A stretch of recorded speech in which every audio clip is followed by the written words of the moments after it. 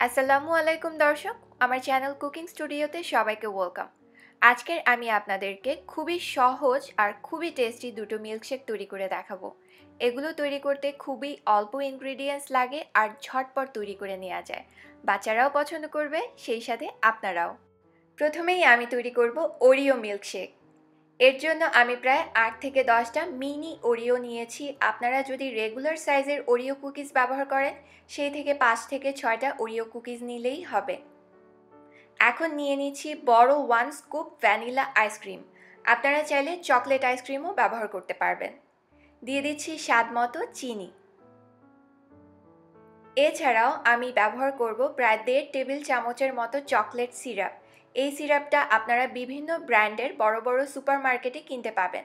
আপনারা চাইলে ঘরেও তৈরি করতে পারেন। সেটা কিভাবে তৈরি করতে হবে আমার আরেকটি ভিডিও আছে, লিঙ্কটা ডিসক্রিপশন বক্সে দেয়া থাকবে।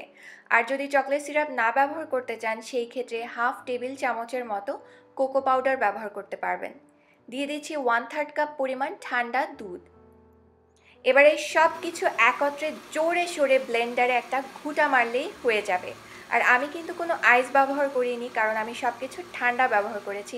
আপনারা চাইলে ব্যবহার করতে পারেন। এখন আমি সুন্দর একটা জার টাইপের গ্লাস নিয়েছি। এখন এর মধ্যে আমি সামান্য একটু চারিদিকে চকলেট সিরাপ ছড়িয়ে দিচ্ছি।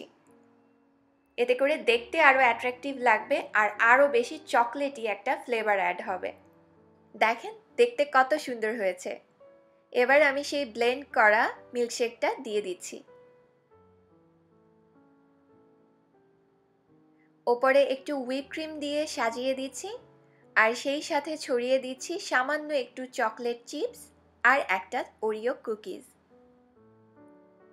হয়ে গেছে ওরিও মিল্কশেক। এটা নিশ্চয়ই আপনারা রেস্টুরেন্ট থেকে কিনে খেয়েছেন আর অনেক এক্সপেন্সিভ, তাই না? অথচ দেখেন ঘরে কত সহজেই অল্প ইনগ্রিডিয়েন্টসে আপনি তৈরি করে ফেলতে পারবেন। এখন আমি দেখাবো ইয়ামি ম্যাঙ্গো মিল্কশেক।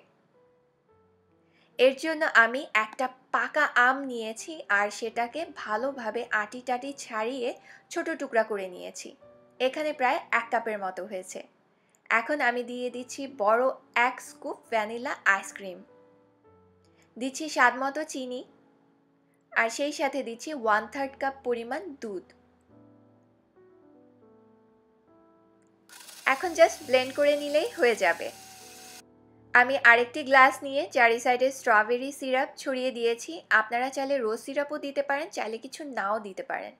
এবার ওপরে একটু হুইপ ক্রিম দিয়ে সাজিয়ে আমি যে কেক ডেকোরেশনের স্প্রিঙ্কলগুলো আছে সেগুলো ছিটিয়ে দিচ্ছি। হয়ে গেছে easy peasy tasty tasty yummy mango milkshake. যেহেতু এখন আমের সিজন, তাই এটা ট্রাই করতে পারেন। এটা খুবই ভালো লাগবে খেতে। আপনারা বাইরে থেকে এসে গরমের দিনে ঝটপট এই মিল্কশেকগুলো তৈরি করে নিতে পারবেন।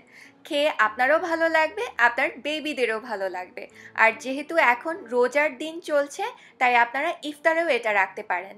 আজকের তাহলে এই পর্যন্তই। ভালো থাকবেন সবাই, বিদায় নিচ্ছি। আমার জন্য দোয়া করবেন আর প্লিজ আমার চ্যানেলটি সাবস্ক্রাইব করবেন। বাই।